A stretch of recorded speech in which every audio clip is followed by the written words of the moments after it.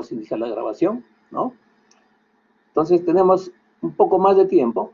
Entonces es fundamental, ¿no? Y es una obligación que el médico, el estudiante, sepa interpretar adecuadamente los signos, ¿no es cierto? Y las bases, por qué se produce tal o cual signo en la exploración respiratoria. Como les he mencionado, algunos datos probablemente ustedes ya lo han escuchado, ¿no? Pero acá vamos a tratar de establecer un diálogo con ustedes, ¿ya? Va a haber un pequeño recuerdo fisiológico, un pequeño recuerdo anatómico, y de ahí vamos a deducir, ¿no es cierto?, las manifestaciones que pueden presentarse como consecuencia del compromiso de alguna estructura del aparato respiratorio, ¿ya? Acá nos vamos a ceñir a lo que ocurre dentro del pulmón y de la caja torácica, como manifestamos en la parte de semiología de la clase teórica en relación a disnea, ¿ya? Entonces, vamos a procurar establecer diálogo con ustedes, así que por favor participen, tengan su micro abierto, ¿no? Y pueden interrumpir en cualquier momento, no hay ningún problema. Mire, esto podría parecer, lo llama demasiado, se llama ya trillado, pero es fundamental que ustedes tengan en cuenta qué es lo que estamos nosotros examinando. Cuando nosotros examinamos, ¿no?, estamos haciendo por la superficie del cuerpo, ¿no? O sea, no sabemos exactamente qué parte del organismo estamos examinando si no tenemos en cuenta, ¿no es cierto?, cuáles son las proyecciones superficiales de los órganos internos. Para recordarles simplemente, miren ustedes cómo el aparato respiratorio puede estar conformado por dos estructuras básicas fundamentales. Las vías respiratorias, ¿no es cierto?, ¿no?, que son, como les he mencionado el día de ayer, que son solamente estructuras de conducción del aire, ¿no es cierto?, y el parénquima pulmonar, ¿no? Otra estructura importantísima que debemos tener en cuenta durante la exploración física, ¿no es cierto?, es la pared torácica, ¿no? La pared torácica conformada por una serie de estructuras, ¿no es cierto?, empezando por la piel, los músculos, las costillas, la columna vertebral, ¿no es cierto?, que configuran una estructura completamente cerrada, como les he mencionado, ¿no es cierto?, y limitada en la parte baja por un músculo muy importante, que es el diafragma, ¿no?, y su única comunicación con el medio externo a través de una abertura bastante estrecha, que es la glotis, ¿no es cierto? Entonces, hay que tener en cuenta estas situaciones porque cuando hablamos de aparato respiratorio, les mencioné que estamos ya incluyendo algunas otras estructuras que ya fueron vistas anteriormente, que si bien es cierto, no lo vamos a repetir acá, pero es bueno que ustedes tengan en cuenta, ¿no es cierto?, estas divisiones y las funciones que cumplen, porque precisamente las enfermedades se van a producir como consecuencia de alteraciones de estas vías o de estas regiones. Por ejemplo, cuando hablamos de vías respiratorias, estamos hablando de ciertas estructuras de conducción del aire. Recuerden ustedes, para respirar, lo que nosotros hacemos, incorporamos aire del medio externo, incorporamos a la intimidad de las vías respiratorias. Y por principio físico, saben ustedes, el aire se desplaza de la zona de mayor presión a la zona de menor presión. Entonces, existe una gradiente de presión entre el medio externo y el medio interno del pulmón, ¿no es cierto? Entonces, gracias a esa gradiente es que se produce, obviamente, la transferencia del volumen de aire del medio externo al medio interno. Acuérdense ustedes también, ¿no?, que el aire en la parte externa, en el ambiente, obviamente está a una presión determinada, ¿no? Esa presión, ¿cierto?, está en relación con la presión barométrica, de tal manera que el aire a nivel del mar está a 760 milímetros de mercurio o 760 torr, ¿no es cierto?, ¿no? Esa presión obviamente tiene que ser mayor, ¿no?, para que el aire pueda ingresar hacia el pulmón, ¿no? Las presiones dentro del pulmón obviamente son negativas. En consecuencia, el aire se desplaza de la parte externa a la parte interna del pulmón. Entonces, esta negatividad se debe precisamente a que el tórax es una estructura cerrada, ¿no?, herméticamente y cubierta, ¿no es cierto?, por la pleura y el espacio pleural, y como ustedes recuerdan, el espacio pleural tiene una presión negativa, o sea, tiene una presión subatmosférica. ¿Y qué ocurre cuando nosotros respiramos? Cuando nosotros respiramos ponemos en juego lo que yo he llamado en la parte de disnea la bomba torácica. La bomba torácica está integrada por la caja torácica, ¿no es cierto?, que es movilizada por los músculos respiratorios, incrementando la negatividad dentro del tórax, y eso determina entonces la transferencia del aire. Muy bien. Yo no sé quiénes están presentes, vamos a tratar de identificarlos para poder conversar.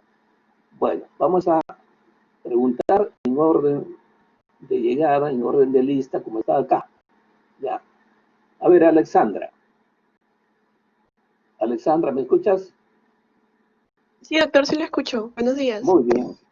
¿Cómo divides las vías respiratorias? ¿Recuerdas alguna Doctor, división de perdón. la vía respiratoria?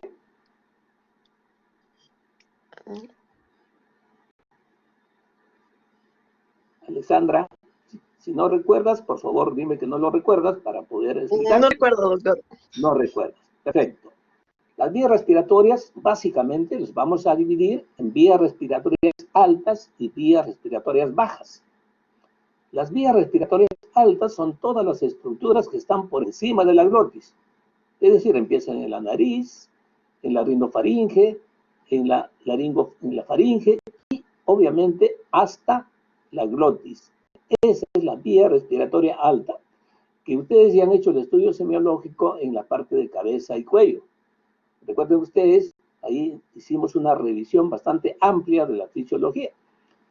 Miren ustedes, la respiratoria alta pues tiene estas características, ¿no es cierto?, que empiezan en la nariz, ¿no?, donde están los cornetes en la parte interna, recubiertas por una membrana.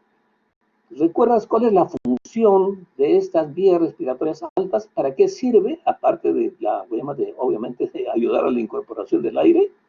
¿Cuál es la función de la vía respiratoria alta? Alexandra.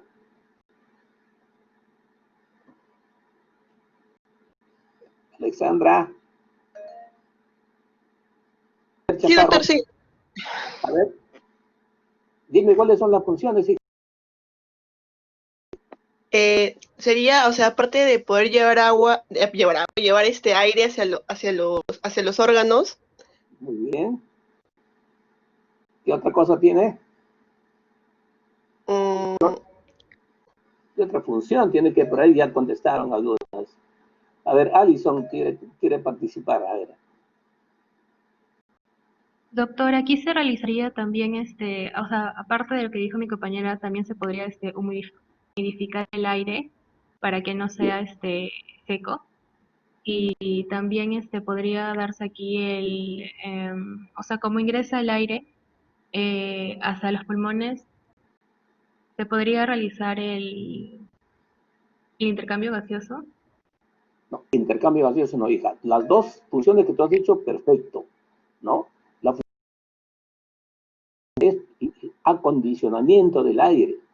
Ustedes saben que el aire no solamente pues, es una mezcla gaseosa, ¿no?, que está a una temperatura y que tiene una concentración de agua.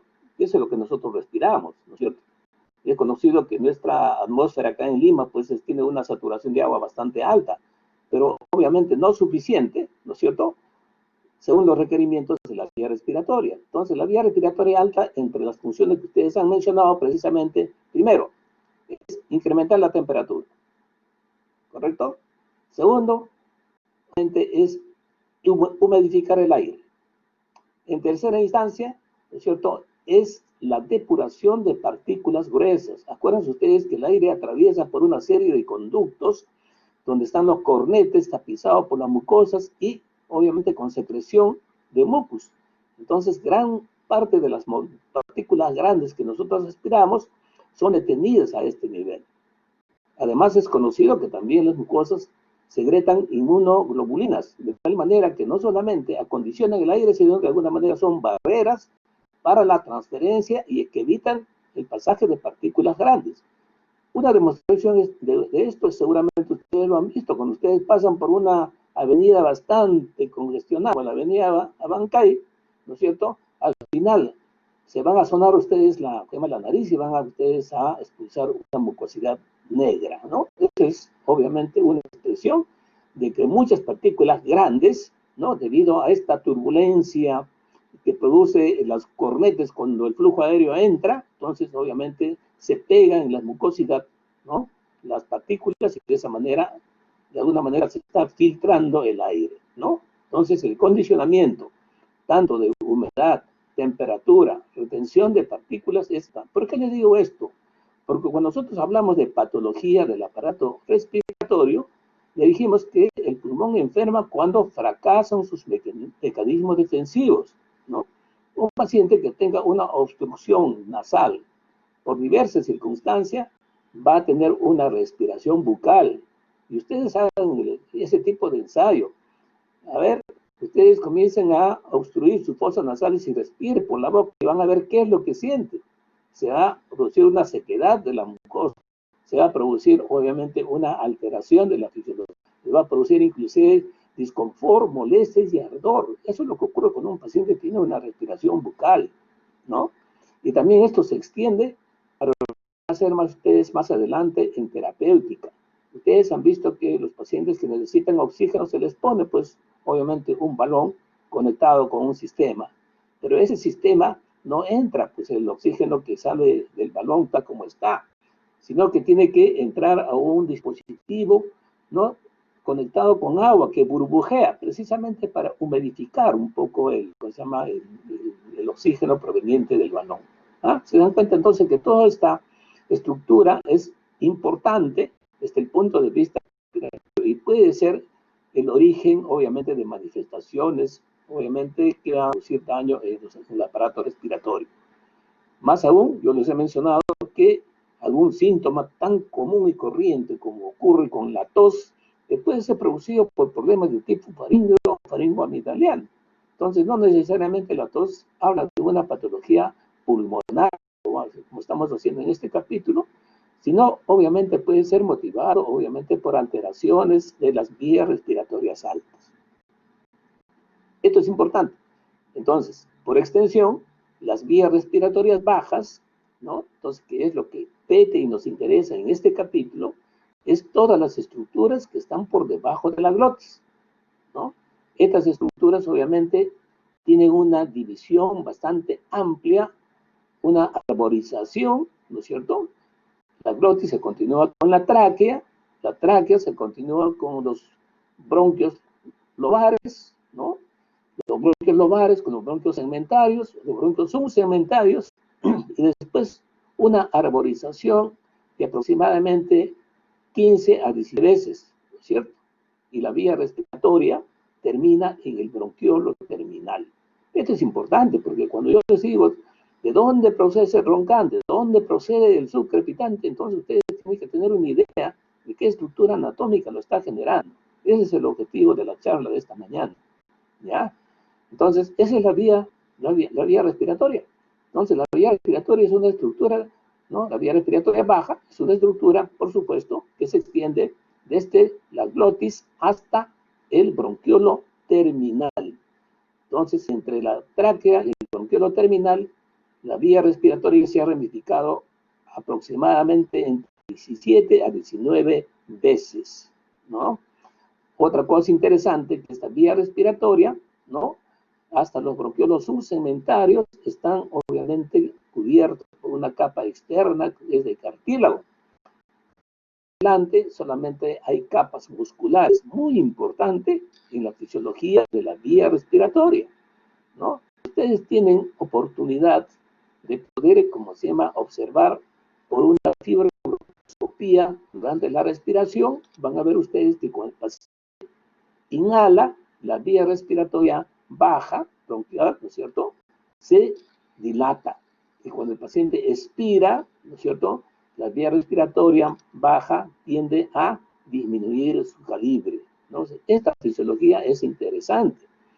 Van a encontrar ustedes problemas de tipo obstructivo. Por ejemplo, la podemos obstructivos que se presentan en la vía respiratoria baja, como ocurre en el asma bronquial, por ejemplo, por supuesto, de acuerdo a la fisiología de los bronquios, va a ser más intensa durante la expiración.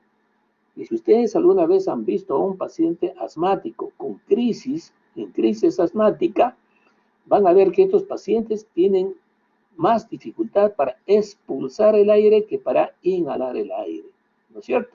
Entonces, la expiración está prolongada en aquellos pacientes que tienen compromiso de vía respiratoria baja, especialmente de los bronquios subsementarios hacia adelante, como ocurre en el asma bronquial, ¿no? La expiración se prolonga y por eso podemos decir que este paciente puede tener una disnea especial que se llama disnea expiratoria, ¿no? En relación con las fases de la respiración.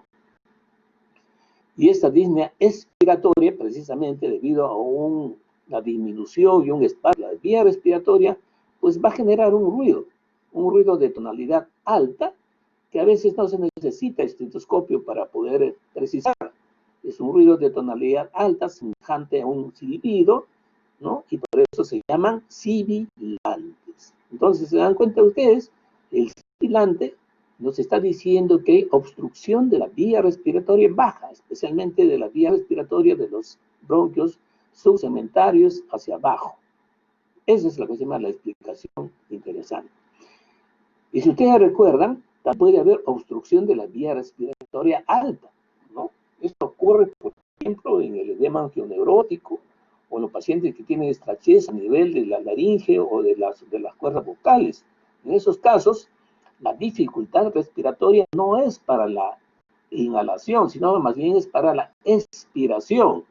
Entonces, el paciente, es diferente a lo que llama la patología de la vía respiratoria baja. La dificultad, ¿no?, en la estrechez de la vía respiratoria alta, de la glotis, como está acá, ¿no?, genera una dificultad más bien para la incorporación del aire, ¿no es cierto? En la vía baja es para la expiración.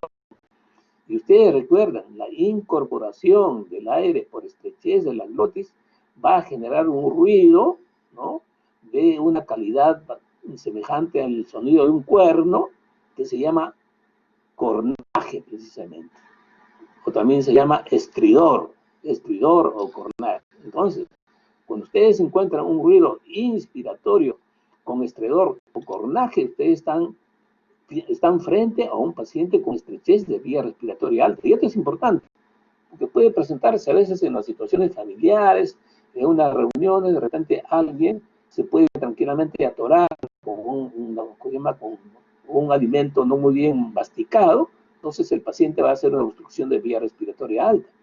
Y la dificultad que van a ver ustedes es precisamente la dificultad del paciente para incorporar el aire, ¿no? Y la generación de un ruido de tonalidad alta, como les he dicho, que obviamente es el estridor laríngeo.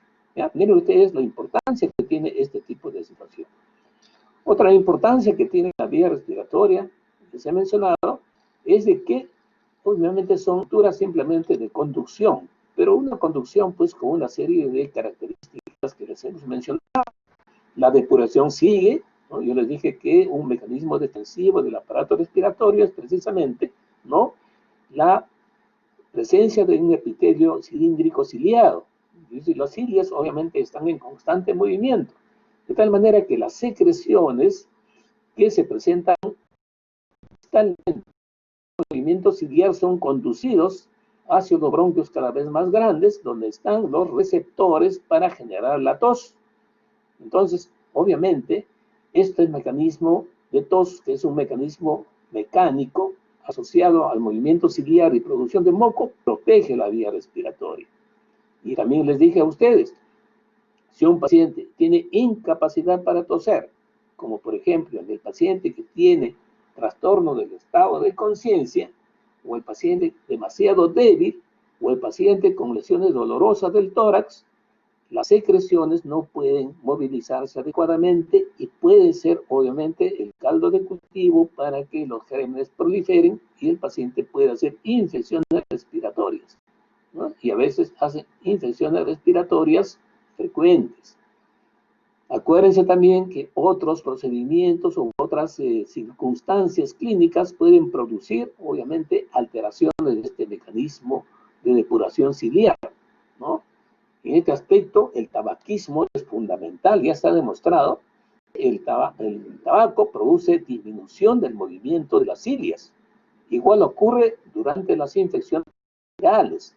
A veces un resfrío, un proceso viral transitorio produce obviamente lesión del epitelio y daño de los cilios, y este obviamente determina que una sobreinfección bacteriana puede instalarse fácilmente. Entonces, miren ustedes toda la trascendencia que pueden tener ustedes. Otra situación que es conveniente que ustedes sepan, que cuando hay secreciones, las secreciones se van a transferir poco a poco por el movimiento ciliar, ¿no es cierto? Y cuando ustedes hagan la auscultación, van a encontrar ustedes, pues, ruidos como consecuencia del desplazamiento de la secreción. Un ruido de tonalidad un poco no baja, ¿no es cierto? Burbujeante, ustedes lo conocen con el nombre de roncantes. Entonces, miren, ustedes ya saben, ¿no?, cómo se generan los ruidos. Los ruidos se generan, obviamente, de dos maneras, ¿no? Los ruidos de la vía respiratoria. Uno de ellos por desplazamiento de secreciones a través de las vías, ¿no es cierto? Y cuando son secreciones, tienen la característica de ser ruidos en burbujas. Y dependiendo del grosor de la burbuja, obviamente va a depender también el grosor de la burbuja.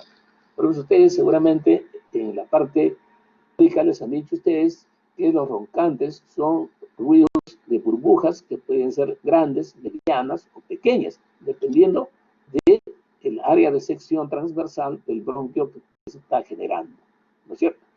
Entonces, al lado de esas ¿cómo se llama? Ruidos burbujeantes, que se llaman roncantes, ¿no es cierto?, producida por desplazamiento de secreciones, existe otro ruido que hemos mencionado inicialmente.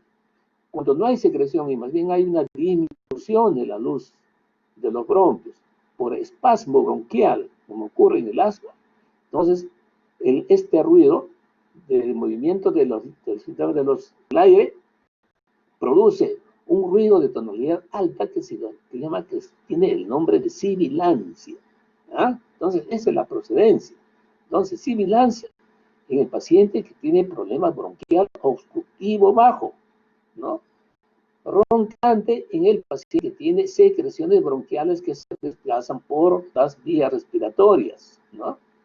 Estridor y cornaje cuando hay obstrucción de la vía respiratoria alta, fundamentalmente a nivel de la laringe y la glotis, ¿ya? Entonces, todo eso tengan en cuenta cuando hagan la interpretación de los signos que ustedes van a ver.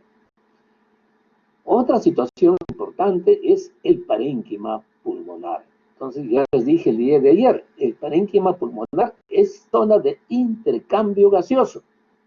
A ese nivel se produce el intercambio gaseoso. A ver, demos la palabra a Alison. A ver, Alison, ¿me escuchas? Sí, doctor, lo escucho. Muy bien, Alison. ¿Me puedes decir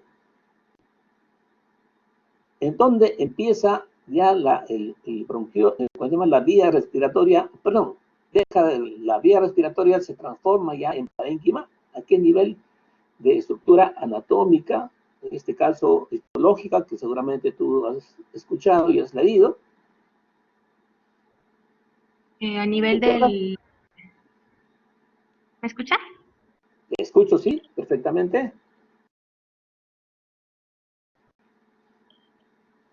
En el bronquiolo respiratorio. Respiratorio. Entonces, hay dos tipos de bronquiolo. El bronquiolo terminal, que todavía es, obviamente, vía de conducción, ¿no? Y no hay alvéolos lo llaman en sus ramificaciones, sino esto se va a continuar con el bronquiolo respiratorio que ya tiene alvéolos. Y los alvéolos obviamente son las zonas de intercambio gaseoso. Entonces, este bronquiolo, juntamente con todos los alvéolos, con los sacos alveolares, constituye lo que se llama el acini, ¿no? El acini pulmonar, que es la unidad funcional del aparato respiratorio. Y mira, importante, los ruidos que se generan en este bronquiolo terminal, y seguramente les han dicho ustedes, genera cuando hay secreciones un ruido en burbujas pequeñas que se denominan subcrepitantes. ¿Se dan cuenta? ¿No? Entonces, es importante entonces que el bronquiolo terminal obviamente continúa ya con el área donde se produce el intercambio gaseoso, que es el bronquiolo, ¿no?, respiratorio. El bronquiolo respiratorio se continúa con los conductos alveolares, los sacos alveolares y los alveolos. Entonces, toda esa estructura constituye lo que se llama el acinia respiratorio y es donde se produce, obviamente, el intercambio gaseoso. Otra situación que les he mencionado, precisamente, es de que el aire que ustedes inhalan, ¿no?, en una respiración corriente, recibe el nombre de volumen de, a ver cómo es el aire que uno respira corrientemente en una respiración, Álvaro. Doctor, ¿me escucha? Mira el volumen de aire que uno incorpora en una respiración normal. Volumen corriente. Perfecto, muy bien. Volumen tidal también, ¿no es cierto? ¿Recuerdas cuál es la proporción, la cantidad del volumen tidal promedio? 550 mililitros, Perfecto. creo. Variaciones entre hombres y mujeres. El promedio es, obviamente, como tú dices, es 500, ¿no es cierto? Entonces, acá Sí. también hay algunos datos que ustedes van a poder utilizar, ¿no es cierto? Cuando ya hagan ustedes las prácticas, ¿no es cierto? Si ustedes multiplican, ¿no es cierto?, el volumen de vaivén o volumen de aire corriente, como se llama también, ¿no?, por la frecuencia respiratoria, tienen ustedes el volumen minuto respiratorio. Miren ustedes, todos estos datos es importantísimo, ¿no?, cuando uno aplica a la terapéutica y al manejo de los pacientes. Bueno, este aire tidal, como tú lo manifiestas, 500 centímetros cúbicos, es distribuido pues en estas dos estructuras, ¿no?, tanto en el parénquima como en la vía respiratoria, ¿no? Dijimos ayer, en la vía respiratoria quedan 150 centímetros cúbicos. Y como no hay alvéolos, entonces esta estructura corresponde ¿a qué corresponde, Álvaro? El aire contenido en la vía respiratoria simplemente corresponde Aire muerto, o sea, no al se usa. volumen del espacio muerto, que es de 150 Ajá. centímetros. Muy bien, ¿no? En consecuencia, 350 centímetros cúbicos es el que va a la cinipulmonar y donde va a producir el intercambio gaseoso. Esto es interesante, porque esta vía, ustedes artificialmente, nosotros lo podemos de repente ampliar. Cuando ustedes vayan a las unidades de cuidados intensivos, van a ver ustedes que hay unos tubos bastante amplios, ¿no es cierto?, que están conectados a la fuente de oxígeno, y obviamente esa es una forma artificial de incrementar el espacio muerto. Ese se llama espacio muerto anatómico, ¿no? Y en la regulación de los volúmenes, entonces hay que tener en cuenta eso, ¿no? Entonces, este 350 obviamente se mezcla con el aire remanente que está dentro del pulmón, porque el pulmón nunca está completamente vacío, es el que se utiliza para el intercambio gaseoso. Muy bien, Álvaro, muy bien, estás orientado en ese aspecto y me da mucho gusto. Muy bien, sigamos entonces, que ahora el problema del aire cuando llega al alvéolo, ¿qué produce en el alvéolo? Se va a producir una distensión uniforme de los alvéolos, ¿correcto? Esta distensión uniforme de los alvéolos va a generar un ruido, dicen los libros, musical uniforme, ¿no es cierto? A ver, Analí Solórzano, ¿está? Analí, ¿me escuchas? ¿No me escuchas, Analí? A ver, Gabriela. Sí, doctor, buenos días. Muy bien, Gabriela, buenos días. ¿Me puedes decir cómo se llama este ruido producido por la distensión uniforme de los alvéolos normales? Eso les han dicho ustedes en el examen físico, seguramente. No, doctor, no recuerdo. ¿No te acuerdas? Bueno, eso se llama murmullo vesicular, ¿correcto? Entonces, el murmullo vesicular ¿no? Procede de la distensión uniforme, sin ningún tipo de obstáculo, de los alveolos, ¿no? Entonces, el murmullo vesicular, obviamente, dependiendo del grosor del parénquima, obviamente tendrá una variada distribución, ¿cierto? Por eso cuando nosotros hacemos la exploración física, siempre hacemos exploración comparativa. Nosotros no podemos comparar los fenómenos ocultatorios del ápice con la base, porque obviamente la cantidad de parénquima es completamente diferente. Entonces nosotros cuando hacemos la exploración física, para cualquier fase de la exploración, siempre lo hacemos de manera comparativa. Comparamos los ápices derecho con el ápice izquierdo y así sucesivamente, ¿correcto? Entonces, que quede como concepto esto. Cuando un paciente, ¿no? Cuando una persona, perdón, no respira, aire que ingresa a los alveolos, una distribución uniforme, sin ninguna aspereza, este ruido, los libros lo catalogan como un ruido musical, ¿no es cierto? Entonces, que se denomina murmullo vesicular. Conclusión, el murmullo vesicular es un ruido procedente de un alveolo normal. Entonces, fácilmente ustedes pueden ya deducir. Si es un ruido normal alveolar, compromiso del alveolo, como hicimos el día de ayer en el síndrome parenquimal, ¿no es cierto? Este murmullo de alguna manera se va a alterar, ¿no es cierto? En el síndrome parenquimal dijimos que el murmullo vesicular disminuye, pero no solamente disminuye, a veces puede reducirse. Y no solamente eso, sino va a estar reemplazado por un ruido, que precisamente es un ruido también en burbujas pequeñas, semejante al subcrepitante, con algunas características que lo diferencian, ¿no? Y por eso se llaman crepitantes. Entonces, ¿cómo diferencian el subcrepitante del crepitante? Desde el punto de vista anatómico, el subcrepitante corresponde al bronquiolo terminal de vía respiratoria, mientras el subcrepitante corresponde a esa estructura, mientras el crepitante corresponde a compromiso alveolar, ¿correcto? Otra diferencia, el bronquiolo, el subcrepitante, se presenta tanto durante la fase inspiratoria como durante la fase expiratoria, mientras el crepitante se produce solo y exclusivamente al final de la inspiración, ¿correcto? Otra tercera característica es que el subcrepitante puede variar, ¿no? Por la tos o por la respiración. Acuérdense que el mecanismo físico es el desplazamiento de secreciones pequeñitas, ¿no es cierto? ¿No? Mientras que el subcrepitante varía con la respiración, el crepitante no lo hace. El crepitante está fijo. El paciente tosa o no tosa, el paciente, muy bien Alison, no varía con los movimientos respiratorios y es una forma de diferenciación. Yo les he enseñado, puede faltar cualquier signo en el síndrome parenquimal, pero lo que no debe faltar es obviamente la presencia de crepitante. Si no hay crepitante, ya, señores, no hay síndrome parenquimal. ¿Ya? Hay que tener en cuenta todo esto. Miren ustedes lo interesante.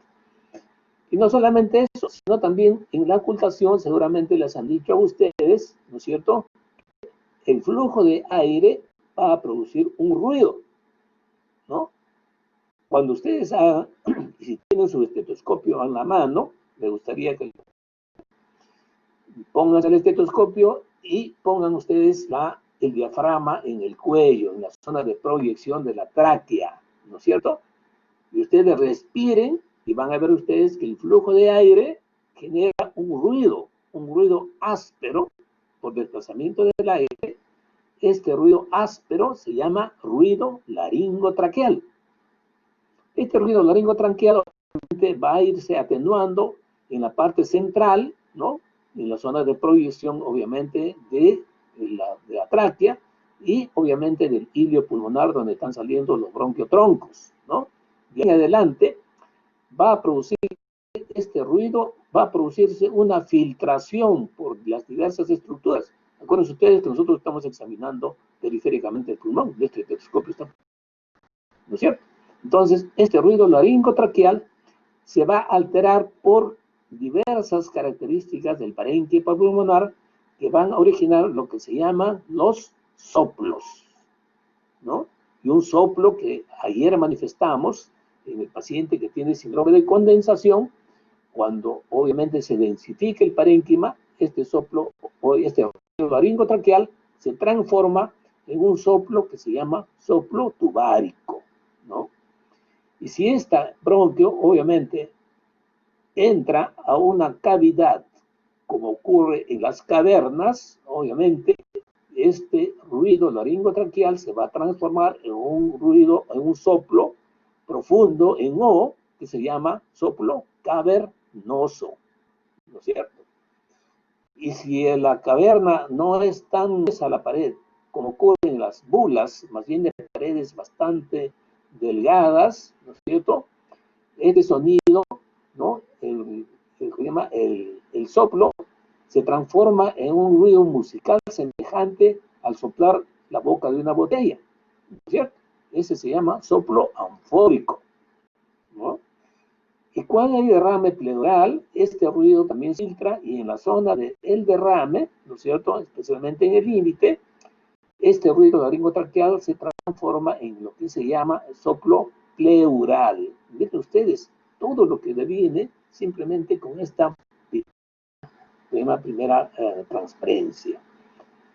Por favor, si tienen alguna duda, por favor, interrumpan y pregunten, porque esto no es una clase, esto es una práctica y lamentablemente lo tenemos que hacer así. ¿Ya? Yo entiendo que existe una serie de dudas con respecto a lo que ustedes están escuchando de repente en este momento. Es oportuno que ustedes lo manifiesten para poder aclarar.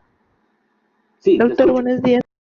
Buenos Disculpe, días. no entendí el último soplo. El soplo. Bueno, cuando uno respira, ¿no es cierto? ¿No? La campana, no, el diafragma en tu tráquea, ¿no es cierto? Y comienza a respirar. Acuérdate que cuando respira, toma aire por la boca o por la nariz y bota por la boca. Eso es cuando uno hace examinar al paciente. Vas a escuchar un ruido áspero por pasaje de la vía, que llama del aire a este nivel. Y que va a ser áspero si es todo el trayecto de la tráquea, ¿no? Pero en la medida que vas avanzando ya de bilio, esto se va transformando, ¿no es cierto? Va transformando y este ruido de la respiración periféricamente va obviamente a llegar a los alvéolos. Cuando los alvéolos se distienden, ¿no es cierto? Va a generar lo que se llama el murmullo vesicular. Pero este soplo que se llama laringotraqueal normal, ruido laringotraqueal normal, cuando hay anormalidades en el parénquima pulmonar, se puede transmitir bajo la forma del soplo. Entonces, cuando tú encuentras un síndrome de condensación como en la neumonía, este ruido laringotraqueal se va a transformar en un soplo que se denomina soplo, ¿no? Soplo, ¿cómo se llama? Soplo de la síndrome de condensación. No escuché, es que no había escuchado el nombre. ¿Ah? Soplo tubárico, muy bien, Paola, soplo tubárico, ¿correcto? Cuando esta vía encuentra una cavidad, ¿no es cierto? Como ocurre en las cavernas, ¿no? El soplo, el ruido laringotraqueal se transforma en un soplo que tiene la onomatopeya de O, ¿no? El paciente respira así. Eso se llama un soplo de tipo cavernoso. El soplo, como se llama, el soplo cuando entra en una cavidad limpia, como puede ser una cavidad de paredes bastante delgadas, como en las bulas, el ruido laringotraqueal se transforma en un soplo semejante al ruido que tú generas cuando soplas la boca de una botella. Es un ruido musical. No sé si puedo reproducirlo. Eso se llama soplo anfórico, ¿ya? El soplo tubárico, para que recuerdes, la onomatopeya es en AU. El paciente respira así. Au, au, au. ¿Correcto? Y cuando hay un derrame, en derrame pleural, en la zona de el derrame, ¿no es cierto? Existe un soplo que se llama soplo pleural y la onomatopeya es en E. El paciente respira así. ¿Correcto? Muy bien. A ver. Sí, doctor, gracias. Muy bien, Paola, muy bien. Ahí tienen ustedes todos los famosos signos de la auscultación respiratoria. Pasemos a otra situación que es también importantísima, ¿no? Y otra estructura que han visto ustedes, aparte del pulmón, es la pared torácica y la pleura, ¿no? Acá vamos a hablar, obviamente, de la pleura. Miren ustedes, la pleura, ¿no es cierto? Es una estructura importantísima, tejido conectivo, ¿no es cierto? Acá nuevamente, bueno, esto ya lo hemos hablado bastante, así que vamos a pasar, ¿no? La pleura tiene un tejido conectivo bastante importante, ¿no? Que está obviamente tapizando tanto la pared torácica como el parénquima pulmonar, ¿no es cierto? Entre ambas pleuras existe un espacio que se llama espacio pleural, que es un espacio virtual, obviamente, pero que puede tranquilamente, desde el punto de vista patológico, puede, ¿no?, haber ocasión de lesiones a ese nivel. Las tres situaciones más frecuentes que ustedes van a encontrar en el espacio pleural es la presencia de líquido, que eso se llama derrame pleural, ¿no es cierto? O puede ser la presencia de aire, eso se denomina neumotórax, ¿no? Y finalmente, una situación que ya no es frecuente, que nosotros lo veíamos antes, porque ahora ya se maneja de manera precoz las complicaciones, especialmente infecciosas, ¿no? Es el engrosamiento de la pleura, que se llama paquipleuritis. En la paquipleuritis, la pleura que es bien finita de manera normal, en la paquipleuritis pues aparece engrosada, a veces como la suela de un zapato, entonces que impide obviamente que el pulmón obviamente se distienda. Felizmente esta situación ya no se ve, porque se trabaja y hace procedimientos rápidos en patologías y no se llega ya a esta situación. Entonces, dos situaciones que ustedes van a ver. El espacio pleural es la acumulación de aire, neumotórax, o la acumulación de líquido, ¿no?, que se llama, obviamente, derrame pleural. Hay que tener en cuenta que este derrame pleural también puede tener diversos tipos de características. Puede ser, pues, un líquido pobre en proteínas, como un trasudado.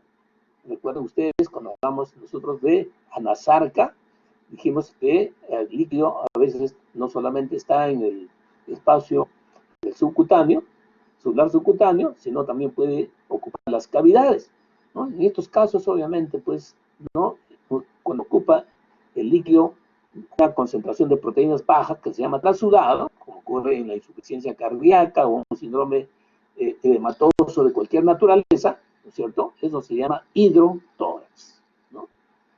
Pero también puede haber, pues obviamente, como el día de ayer mencionamos, puede haber acumulación de un líquido infectado. Ese líquido infectado, obviamente, cuando es bastante notorio la infección, ¿no?, entonces inclusive hay un líquido de apariencia purulenta, estamos frente a un piotórax. Igualmente puede haber la presencia de sangre, estaríamos frente a un hemotórax. Entonces, todo eso obviamente están dentro del síndrome de derrame pleural. Y los datos del examen físico que van a encontrar en este caso van a ser los mismos. Lo que les va a diferenciar es la naturaleza de la historia clínica. Si ustedes tienen un paciente, por ejemplo, que les llega, que ha tenido un accidente de tránsito, ¿no?, y chocó y él se golpeó el tórax con el timón y encuentran un síndrome pleural, obviamente lo primero que van a pensar ustedes en este síndrome pleural será debido a la presencia de sangre, será un hemotórax. Pero si el paciente viene con fiebre, viene con escalofríos, si le encuentran un síndrome pleural, el paciente probablemente tenga una pleuritis inflamatoria bacteriana y de repente hasta un empiema pleural, ¿correcto? Entonces, los datos de la exploración física no les dicen la naturaleza, les dice simplemente que hay líquido en el espacio pleural Y por supuesto, la histórica les va a dar el resto de los datos para precisar el cuadro clínico del paciente.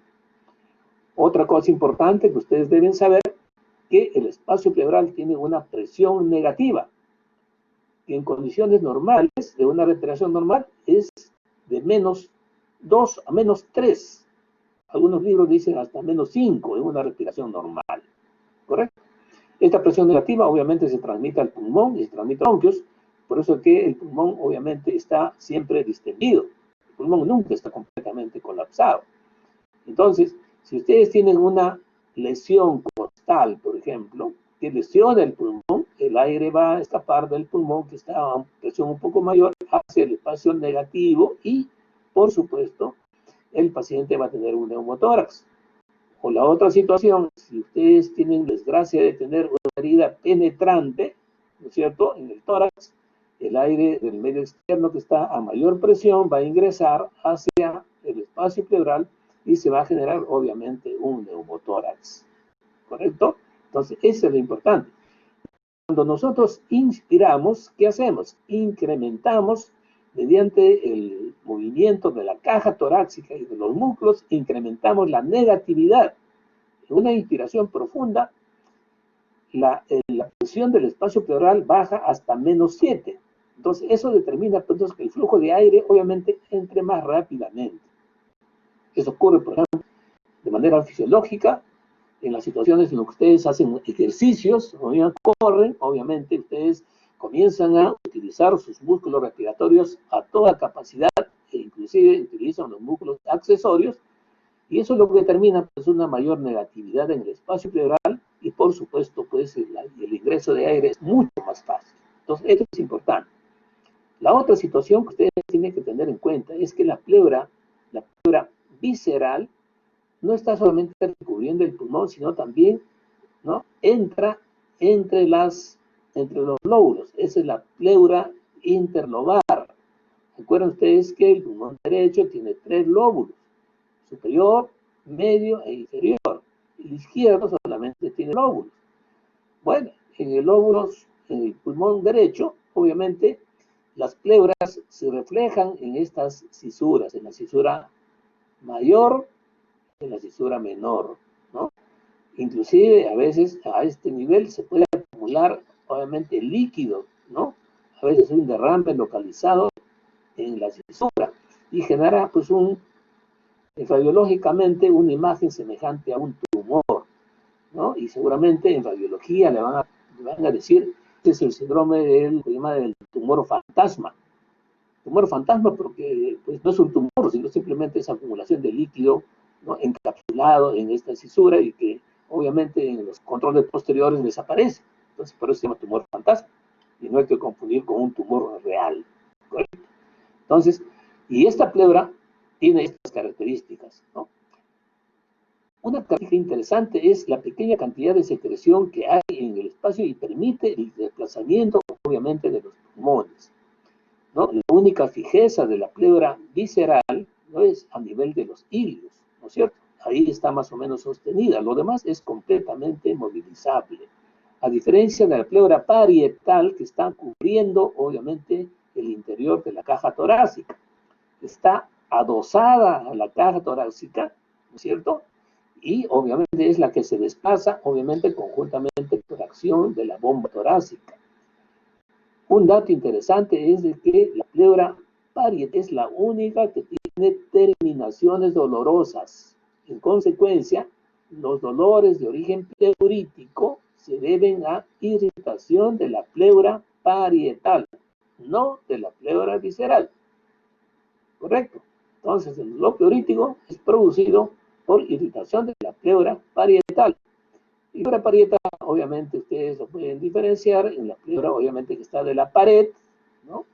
La otra que está tapizando, ¿no es cierto?, el diafragma, un músculo importantísimo, ¿no? Y la otra que está limitando el mediastino, la pleura mediastínica, pleura parietal y la pleura, obviamente, diafragmática, ¿no?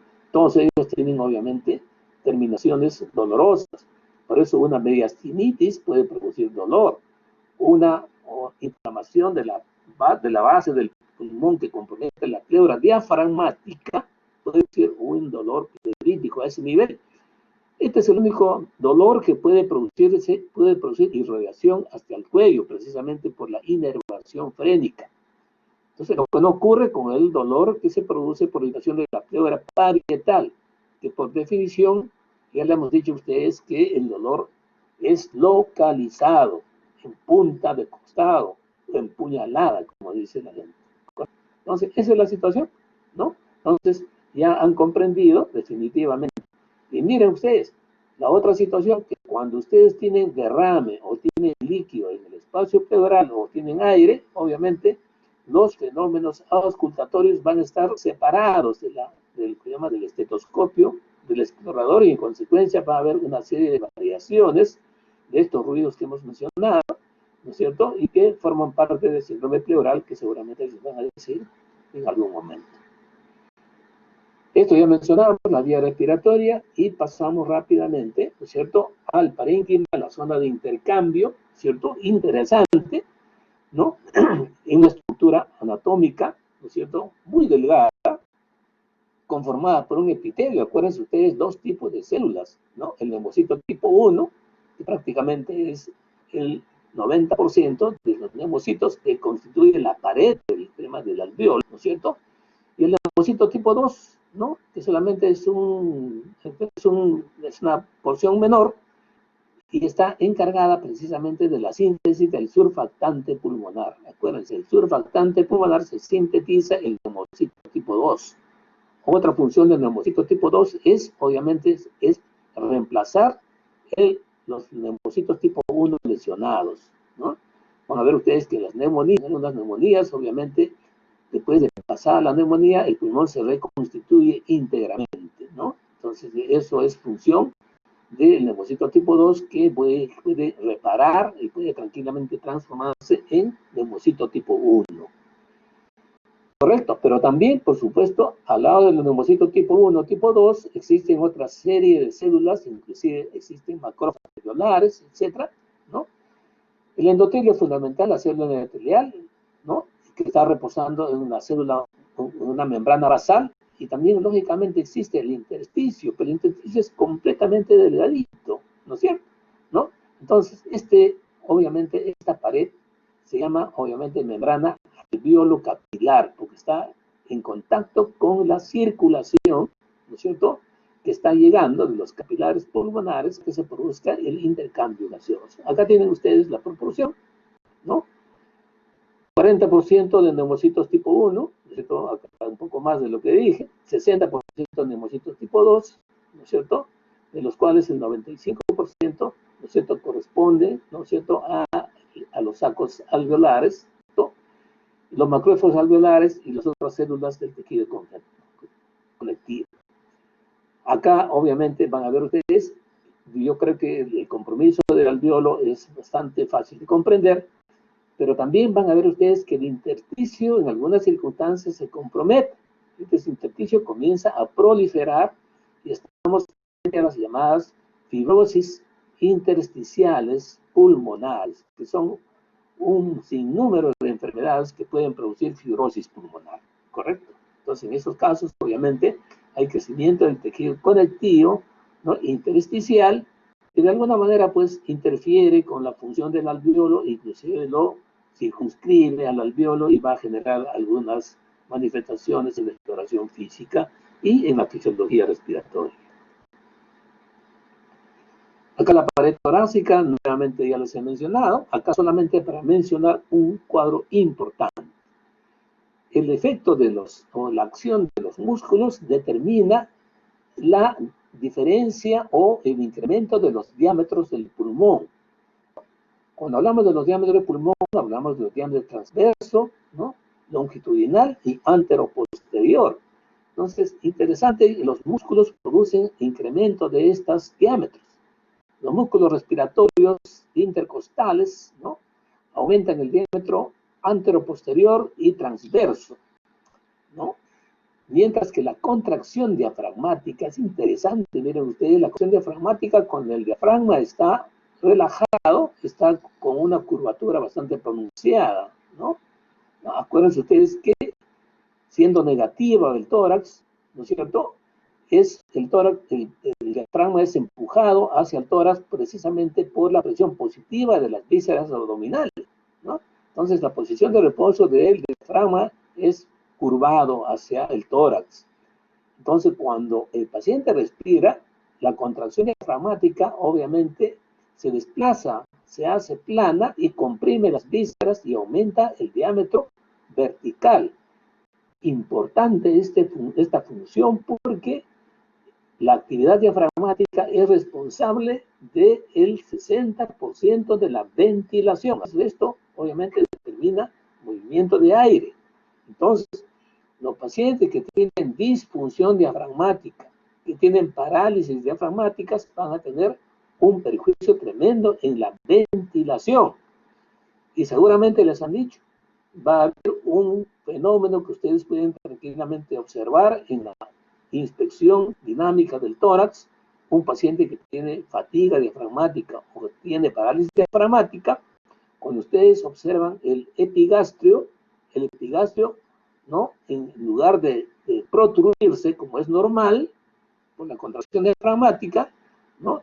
En este caso, más bien, el epigastrio se retrae, ¿no? En un paciente que tiene parálisis diafragmáticas. Esto se denomina respiración paradojal. Entonces, la respiración paradojal les está diciendo a ustedes que el paciente tiene una disfunción diafragmática y que su ventilación está seriamente comprometida.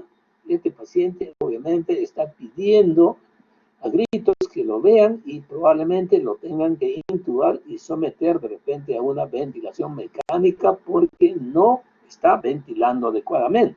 Y por más oxígeno le den, si no puede incorporar, obviamente no va a mejorar desde el punto de vista gasométrico, ¿no?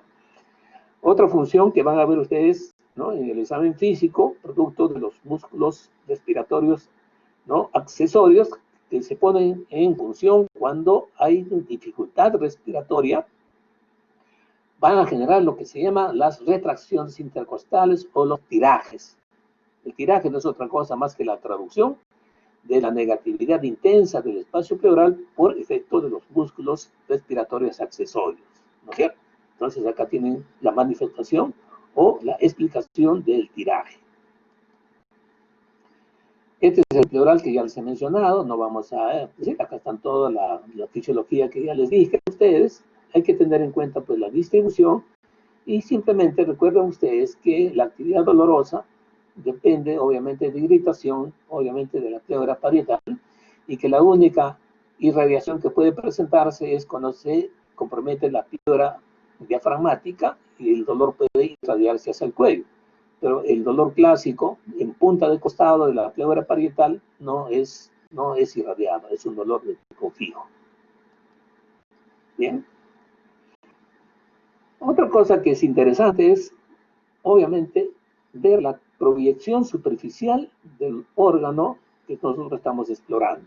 En ese sentido, ¿no? Existe lo que se llama topografía torácica, que es bueno que ustedes lo recuerden, seguramente en anatomía les han dicho.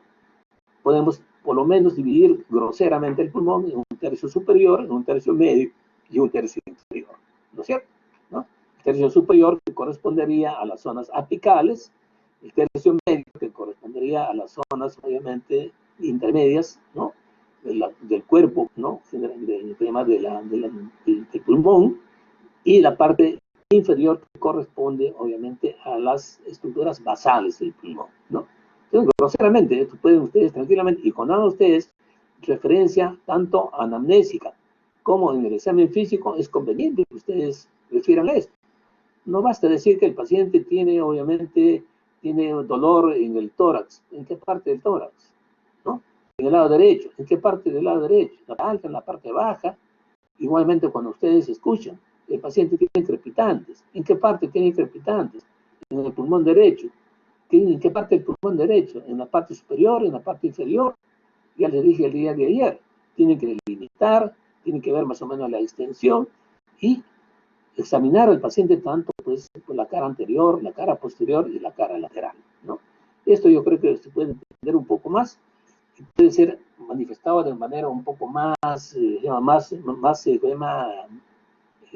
más elegante cuando uno habla de las regiones, ¿no es cierto? Entonces, las regiones respiratorias uno lo puede determinar tomando como puntos de referencia. Miren ustedes, acá tienen las diversas líneas. Hay líneas verticales y hay líneas, obviamente, horizontales, ¿no? Las verticales, una de ellas que pasa por el pliegue anterior de la axila, es la línea axilar anterior, ¿no? Conjuntamente con la línea axilar del otro lado, está obviamente delimitando la cara anterior del tórax, ¿no? La cara lateral estará entre la línea axilar anterior y la línea axilar posterior, es la cara lateral. Y la cara posterior estará entre la línea axilar posterior del lado derecho con la línea axilar posterior del lado izquierdo. Bien, hay una línea, ustedes lo conocen, ¿no? Que pasa por el centro, ¿no es cierto? Que es la línea, la 3, que es la línea medio esternal, ¿no? Que parte, miren ustedes, de acá, de la escotadura, ¿no? Del esternón, ¿no es cierto? Pasa por el apéndice sifoides, ¿no es cierto? Y divide el tórax en el lado izquierdo y el tórax en el lado derecho, ¿correcto? Otra línea que ustedes van a ver con frecuencia es la línea medio clavicular. Toman ustedes la clavícula y la parte central, ¿no? Y toman una línea perpendicular, y la línea medio, ¿no? La línea medio clavicular, ¿no es cierto? Interesante porque también lo vamos a utilizar en la topografía abdominal. Líneas transversales, una línea transversal que pasa por aproximadamente la tercera articulación condroesternal, ¿no es cierto? Y otra que pasa por la quinta, ¿no es cierto? Y estas líneas van a delimitar entonces, obviamente, áreas. Esta se llama el área intraclavicular. Esta es el área mamaria por la presencia de la mama, ¿no es cierto? Y este es el área del hipocondrio. Recuerden ustedes que los hipocondrios son áreas tanto respiratorias como digestivas, porque la otra línea transversal que ustedes van a trazar estaría a este nivel, ¿no? En el reborde costal. Entonces, los hipocondrios son estructuras tanto respiratorias como digestivas. Y cuando los pacientes vienen con síndromes dolorosos del hipocondrio, especialmente en el lado derecho, no hay que echarle la culpa pues a la vesícula o al hígado, que puede ser que esté comprometido, pero también hay que considerar, obviamente, la base del pulmón. Un paciente con una neumonía basal puede decir que le duele esta área aparentemente hepática y ser motivo de confusión, ¿correcto? En el plano posterior también tiene usted la línea, ¿no?, medio espinal, ¿no es cierto?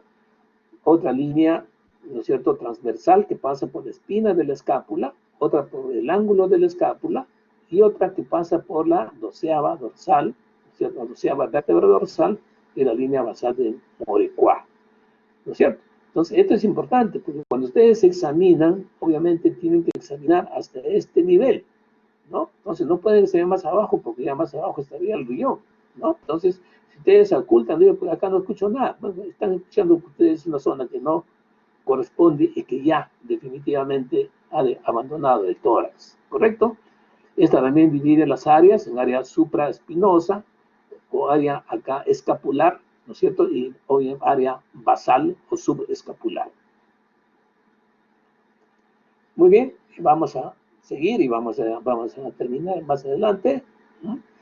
Estas son las funciones, obviamente, que ya no vamos a mencionar. El día de ayer mencionamos, ¿no?, la función fundamental respiratoria, que es el intercambio gaseoso y su participación en la del medio interno, ¿no?, del pH fundamentalmente, ¿no es cierto? Estos son todos los fenómenos que nosotros tenemos, ¿no es cierto? El aparato respiratorio, para que cumpla, obviamente tiene varias funciones, ¿no es cierto? Hay una función que se llama ventilación, otra que se llama perfusión, que no depende del pulmón, sino del aparato cardiovascular, la difusión, que ya mencionamos, y finalmente el transporte, que tampoco le compete al aparato respiratorio, que es el aparato circulatorio. Pero hay que tener en cuenta pues, que la respiración tiene ese objetivo, no solamente realizar el intercambio gaseoso, sino obviamente transferir el oxígeno hacia los tejidos donde van a ser utilizados. Y por supuesto, hacer un viaje inverso con el anhídrido carbónico, producto de la degradación de los sustratos y por consumo de los tejidos, para que sea eliminado, ¿no? De esa manera, obviamente, el pulmón cumple esta función de manera adecuada. Muy bien. Acá tienen ustedes la mecánica de la ventilación, ya les he mencionado. Esto yo creo que ya ha sido mencionado, no vamos a, ¿no? Solamente se debe a gradientes de presiones gracias a la bomba torácica, que es la parte activa. El pulmón solamente sigue pasivamente tanto a la inspiración como a la expiración. Otro fenómeno que hemos mencionado, ¿no es cierto?, es no solamente la ventilación, que ya lo dijimos ya, pero la ventilación, especialmente la ventilación que llega al alveolo, obviamente tiene que recibir una perfusión adecuada, y ahí se genera una situación que se llama relación ventilación-perfusión. La ventilación debe ser proporcional a la perfusión, o al revés, la perfusión tiene que ser proporcional a la ventilación. Y esta relación ventilación-perfusión, obviamente, si ustedes dividen, es igual a 1. Ahí se dice que esta relación está completamente equilibrada. No se pierde nada. No se pierde ventilación y tampoco se pierde perfusión. Pero en situaciones normales, ¿cierto?, esta relación ventilación-perfusión no es uniforme. Es variable en las diversas partes del pulmón desde el punto de vista normal. Acuérdense ustedes que el efecto de la gravedad pues influye sobre la perfusión y también sobre la ventilación. Los ápices van a tener una relación ventilación-perfusión diferente a las bases, ¿no es cierto?, que tienen una mayor perfusión, pero también tienen una mayor ventilación, pero las relaciones ventilación-perfusión son diferentes. En consecuencia, el promedio normal de la relación ventilación-perfusión es de 0.8, ¿correcto? Entonces, acá tienen varias situaciones. ¿Qué pasaría, por ejemplo, si la ventilación disminuye, ¿no?, y la perfusión continúa? Acá, obviamente, lo que se produciría, ¿no es cierto?, que gran parte de la ventilación se va perdiendo, ¿no es cierto? Se va perdiendo. Y se llegaría a un momento en que la ventilación prácticamente estaría bloqueada, como ocurre en la telectasia. La perfusión, obviamente, se desperdicia completamente y genera un fenómeno que se denomina shunt. Y si hacemos la situación al revés, la ventilación persiste de manera invariable, pero la perfusión se va a alterar debido a que la circulación se bloquea, como ocurre en el embolismo pulmonar. Entonces no le llega circulación y toda la presión o toda la ventilación se desperdicia. Entonces en este caso el alveolo se está comportando igualmente que la tráquea o que los bronquios, o sea, está incrementándose el espacio muerto. Entonces en esa situación extrema, la unidad se está comportando como espacio muerto. Bien, ustedes, entre ambos, obviamente existe una serie de variantes, y esa variante se llama relación ventilación-perfusión, que es de 0.8, como está mencionada ahí, ¿no? Esto es importante en fisiología. Cuando ustedes hablan de insuficiencia respiratoria, y van a tener ustedes un seminario, y ahí les van a ampliar seguramente, pero ya tienen ustedes la base fundamental de la ventilación, perfusión, ¿no? Otra situación que van a tener ustedes es la difusión, es otra función, que los gases se desplazan solamente pues, a través de, obviamente, la membrana alveolo-capilar y se desplazan mediante las gradientes de presiones. Entonces es bueno saber cuáles son las presiones de oxígeno y anhídrido carbónico, que son los gases fundamentales, tanto en el alveolo como en la sangre, tanto en la sangre real como en la sangre venosa, ¿no es cierto? En la sangre venosa van a ver ustedes que la presión venosa de oxígeno es aproximadamente de 46 torr o 46 milímetros de mercurio, mientras la presión de anhídrido carbónico es de 47, ¿no? Y cuando esta sangre venosa abandona, obviamente la sangre arterial obviamente, se ha cargado de oxígeno y ha descargado anhídrido carbónico, y la sangre arterial va a salir con una presión de oxígeno de 98 y una presión arterial de anhídrido carbónico de 47 torr, ¿correcto? Entonces, el aire alveolar, obviamente, producto precisamente de esta entrada fraccionada de la ventilación de 350, que obviamente se satura de agua y obviamente entra a un aire que está residual en esta zona, obviamente determina variaciones en la presión, ¿no? Entonces, la presión del oxígeno en el aire alveolar es de 100 torr, ¿no? Algunos libros dicen hasta 102. Y la presión del anhídrido carbónico es de 40. Entonces, esta gradiente de presión determina entonces la transferencia de los gases, ¿no? Y vamos a dejar ahí la difusión. Y el otro fenómeno fundamental es el transporte de gases, porque si hablamos de transporte de gases, pues nos quedamos hasta mañana, ¿no es cierto? Y yo quiero dejarles solamente lo más importante. Y esto finalmente, para terminar, chicos, y porque no se aburran, ¿no? Yo creo que esto no debe aburrirlos porque es importantísimo. Cuando hacemos ya el examen, el examen del aparato respiratorio, les han dicho a ustedes que hay que hacer de manera ordenada inspección, palpación, percusión, auscultación y, si es posible, mensuración. ¿Correcto? La inspección nosotros lo dividimos en dos partes, la inspección estática y la inspección dinámica. Si la estática, el tórax en posición de reposo, y la dinámica en posición o en movimiento. ¿No es cierto? ¿Qué es lo que van a ver ustedes en la inspección estática que seguramente ya les han dicho? Bueno, vamos a pasar rápidamente. Morfología del tórax, producto de eso, tipo del tórax, simetría, ambos tórax deben ser simétricos, obviamente los diámetros van a estar en relación con eso, y es importante que ustedes vean, obviamente, en la inspección local, ya, a diferencia del capítulo anterior, en la inspección tiene que ser local del tórax, hay que ver si hay lesiones en la piel, si hay circulación colateral, si hay edema o si hay otras como consecuencia de procedimientos de repente quirúrgicos. Puede haber de repente un paciente que ha sido sometido de repente a una lobectomía o una neumonectomía. Entonces, si uno no tiene pues en cuenta eso y cuando hace la auscultación, la percusión, va a encontrar pues unos hallazgos raros que no va a poder explicarse, simplemente porque no vio pues que el paciente ha sido sometido a una lobectomía, ¿cierto? O una neumonectomía, pues si está obviamente explorando pues un área sin parénquima pulmonar, ¿no? Entonces, hay que tener en cuenta esas cosas. En la inspección dinámica, eso sí, miren, frecuencia respiratoria, ¿no? ¿Cuál es la frecuencia respiratoria? A ver, Jimena,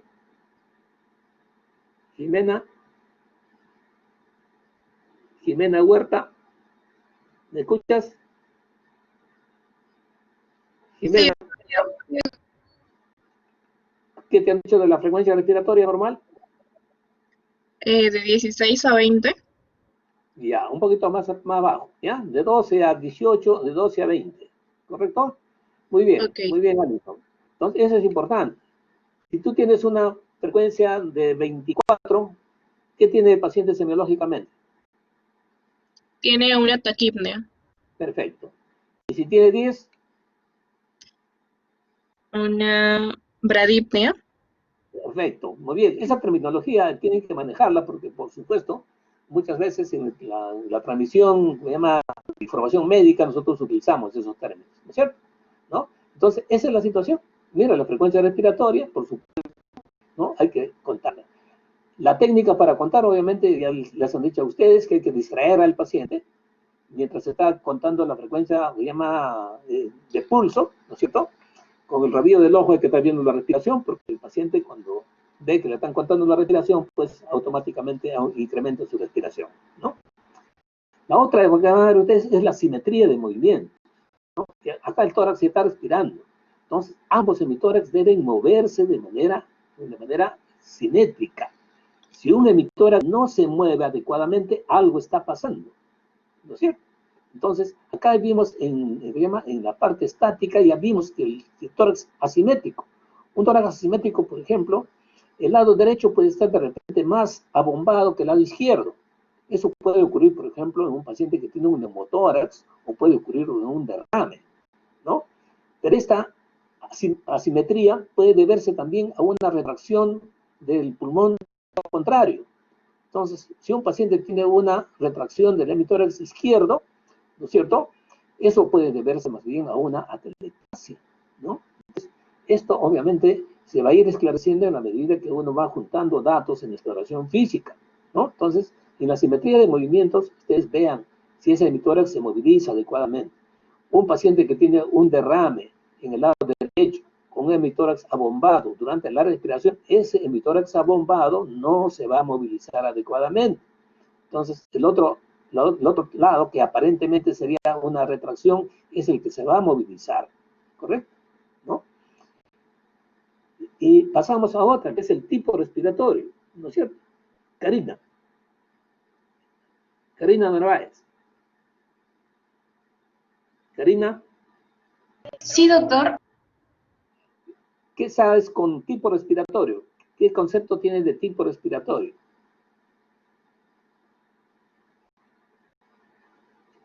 ¿Recuerdas? Con sinceridad, hija, ¿recuerdas o no recuerdas? No, doctor, no lo recuerdo. No recuerdas, muy bien.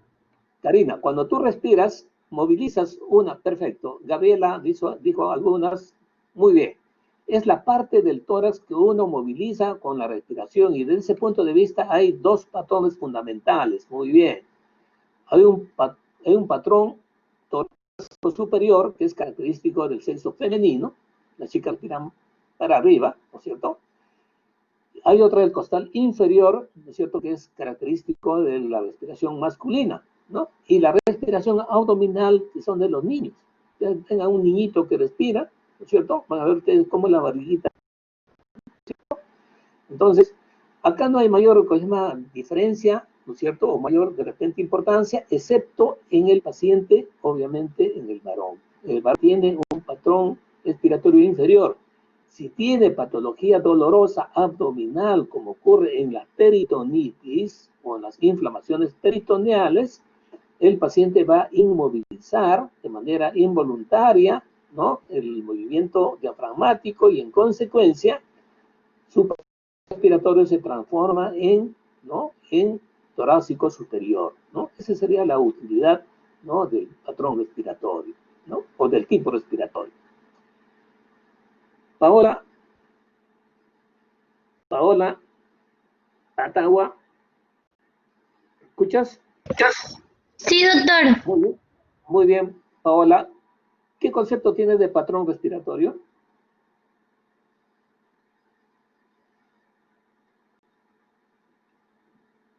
Con sinceridad, hija, si no sabes, recordamos, porque eso No, se trata no. de eso. Muy bien, hija. Eso no recuerdo, doctor. Muy bien. Para que recuerdes, yo te dije que la respiración, inspiración, expiración es una sucesión de movimientos que tienen un orden, ¿no es cierto? Eso se llama patrón respiratorio, ¿correcto? La separación entre inspiración y la siguiente inspiración tienen un intervalo más o menos homogéneo, ¿correcto? Entonces, este patrón respiratorio puede alterarse, ¿no? Y les dijimos que la alteración del patrón respiratorio está en función con alteraciones de las estructuras subcorticales. Y se van a generar pues una serie de, ¿cómo se llama?, de patrones respiratorios, ¿no es cierto? Cuando se grafica esto, van a ver ustedes que existe una serie de tipos de patrón respiratorio. A grandes rasgos, les voy a decir, un tipo respiratorio es la respiración de Cheyne-Stokes, ¿no es cierto?, donde el paciente tiene periodos de apnea, después comienza a respirar de manera progresiva, primero pequeñito y va incrementando hasta llegar a un máximo y nuevamente comienza a descender, muy bien, hasta llegar a un estado de, obviamente, de apnea nuevamente, y esa es la famosa respiración de Kussmaul. Pero también tienen ustedes, como dicen muy bien sus colegas, muy bien, ¿no?, tienen la respiración de Biot, la respiración atáxica y la respiración, obviamente, boqueante, ¿no? Eso se llama patrón respiratorio, ¿no es cierto?, para que no es. Otra es la relación inspiración-expiración. Les dije que el paciente cuando inspira, obviamente, el aire entra más fácilmente, ¿no?, porque los bronquios se dilatan, ¿no? Durante la expiración, los bronquios normalmente se contraen y por eso la expiración dura más.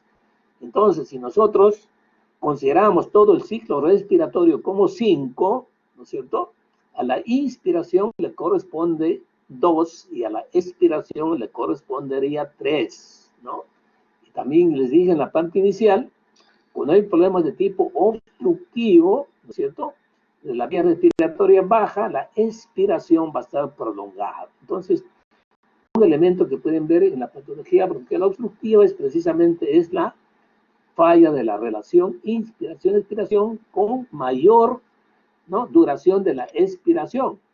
Inclusive en los cuadros muy intensos, el paciente no logra expirar completamente todo el aire y queda un remanente, ¿no?, de la respiración anterior que va a producir un estado de insuflación pulmonar, ¿no?, que van a ver ustedes. Por eso el paciente con crisis asmática, seguramente ustedes han visto, el paciente está con el tórax en posición inspiratoria. Y esto también ya les he mencionado, el movimiento diafragmático que va a producir una variación del diámetro longitudinal del tórax y que interviene tremendamente en la ventilación, ¿no?, la disfunción del movimiento diafragmático, ¿cierto?, que se caracteriza por retracción del epigastrio durante la inspiración para originar lo que se llama respiración paradojal. Y la respiración paradojal nos está diciendo que el paciente está entrando en una fase crítica de ventilación. Por favor, guarden esto porque el año pasado hubo problemas con la pregunta y se fueron hasta con abogados. Y por supuesto, en medicina no hay nada que ver con la abogacía. El que sabe, sabe, y por supuesto puede quejarse hasta el presidente de la República y esto no puede cambiarse. ¿Correcto? Esto ya para terminar, no se cansen, ¿no? En cuanto simplemente a la inspección, van a ver ustedes la morfología del tórax, ¿no es cierto?, en relación con los diámetros, ¿no? Algunas características en relación con el tipo constitucional, el infantil, el normocósmico, el hiposténico y obviamente el pícnico, ¿no es cierto? Y bueno, las anormalidades acá, por supuesto en el linfosematoso, precisamente, el paciente que tiene proceso bronquial obstructivo, no crónico, va a tener esto. En el enfisema pulmonar van a ver ustedes esto. En el enfisema senil van a ver ustedes este tórax así enfisematoso, ¿no?, semejante a un tonel, por eso se llama tórax en tonel, ¿no es cierto?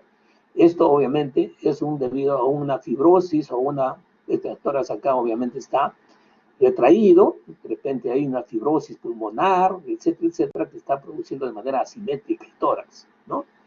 Y en la parte central normalmente hay una pequeña excavación que puede pronunciarse tremendamente.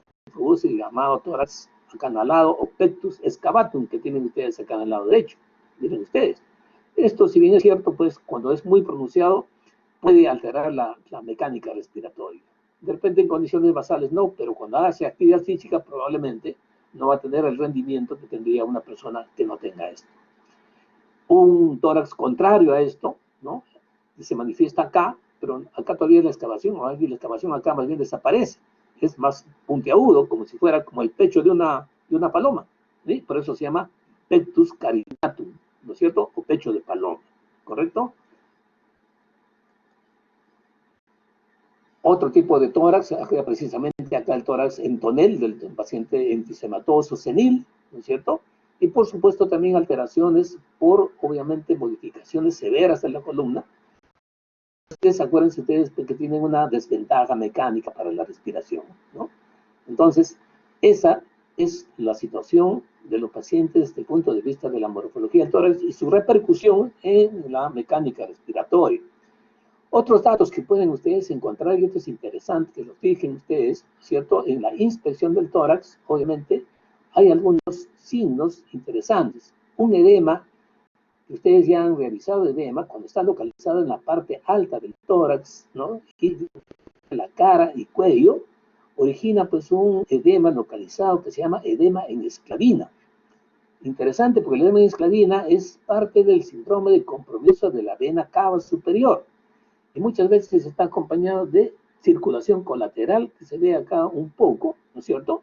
Y por supuesto, entonces ver esto significa pues que el paciente tiene una alteración del drenaje de la vena cava, probablemente por un proceso expansivo.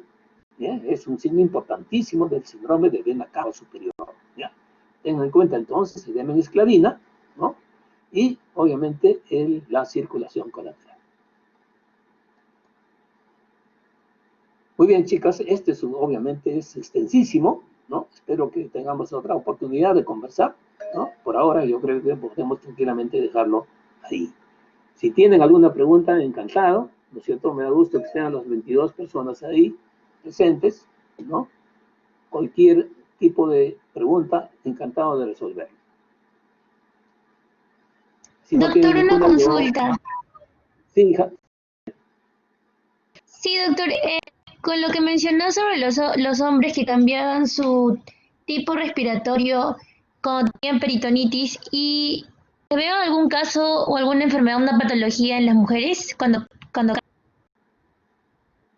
Bueno, en la mujer, por supuesto, como ya tienen un patrón respiratorio superior, de repente no es tan notorio. Pero obviamente, si tú tienes un cuadro peritoneal de cualquier naturaleza, obviamente tu movimiento diafragmático va a disminuir, ¿no es cierto? Entonces, tu respiración torácica superior será más notoria, con inmovilidad del epigastrio. ¿Te das cuenta? Claro que en el varón es mucho más notorio, pero también se presenta en ustedes, de repente con una intensidad menor, pero interesante, cuando ustedes ven la respiración, ustedes concéntrense en el epigastrio y van a ver que cuando el paciente respira, el epigastrio se protruye. Ese es producto de la contracción, lo llama diafragmática y compresión de las piezas abdominales. Entonces, cuando hay un problema doloroso, especialmente irritación peritoneal, el organismo de manera automática inhibe los movimientos. Entonces, no hay movilidad diafragmática. Entonces, el epigastrio obviamente se torna, o el abdomen se torna inmóvil. Eso es característico del abdomen peritoneal.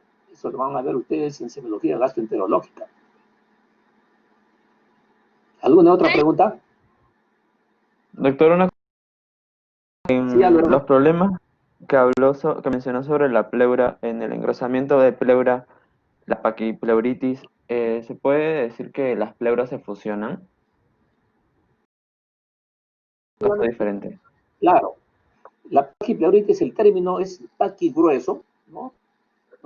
La pleura, pues obviamente es una membrana bastante fina. En estas situaciones generalmente ocurre en patologías en las cuales ha habido un problema de tipo infeccioso pleural. Esto es más anecdótico porque, bueno, pues la tecnología de los procedimientos médicos han ido cambiando, ¿no es cierto? Antiguamente se veía mucho, los pacientes de alguna manera superaban este problema con antibióticos, pero la inflamación crónica determinaba pues una proliferación tremenda del tejido conectivo de la pleura, y la pleura se engrosaba, ¿no? Y tan gruesa que parecía pues una, como se llama, una suela de zapato, ¿no? Y esto, por supuesto, obviamente ahogaba el pulmón. Esto se llama como un secuestro del pulmón, ¿correcto? Eso felizmente pues ahora ya no ocurre, porque los procedimientos médicos obviamente pues impiden que se haga eso. Nunca va a tener un paciente con un empiema y va a dejarlo ahí, con el empiema ahí que cure con antibióticos nada más.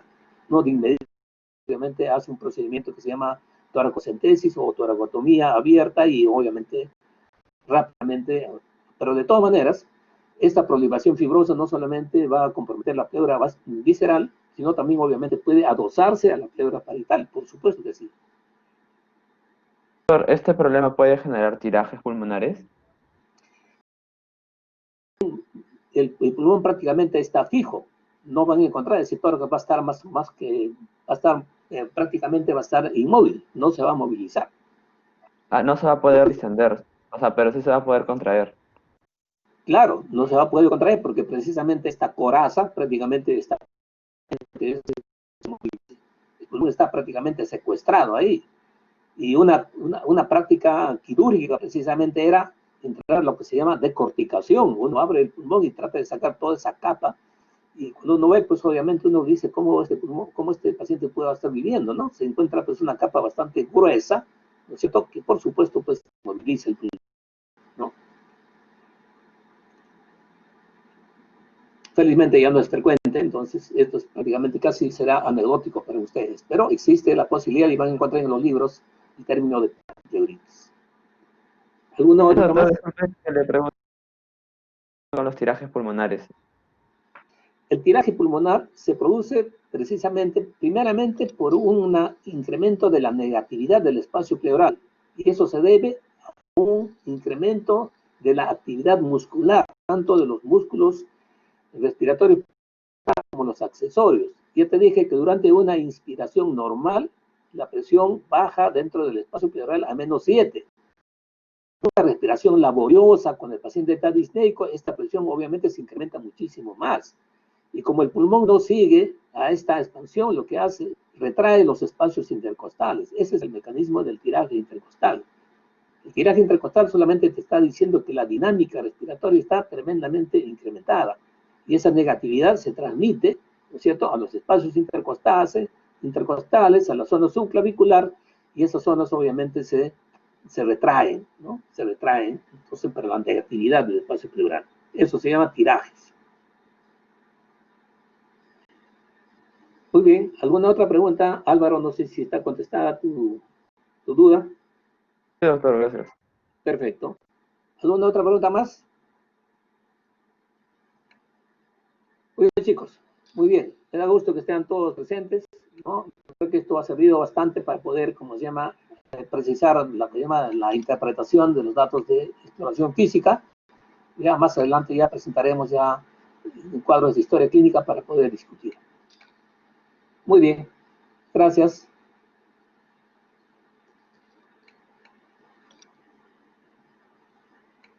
Gracias Jennifer, gracias Karina, gracias a todos. Hasta luego. Doctor, disculpe. Doctor, ¿Sí?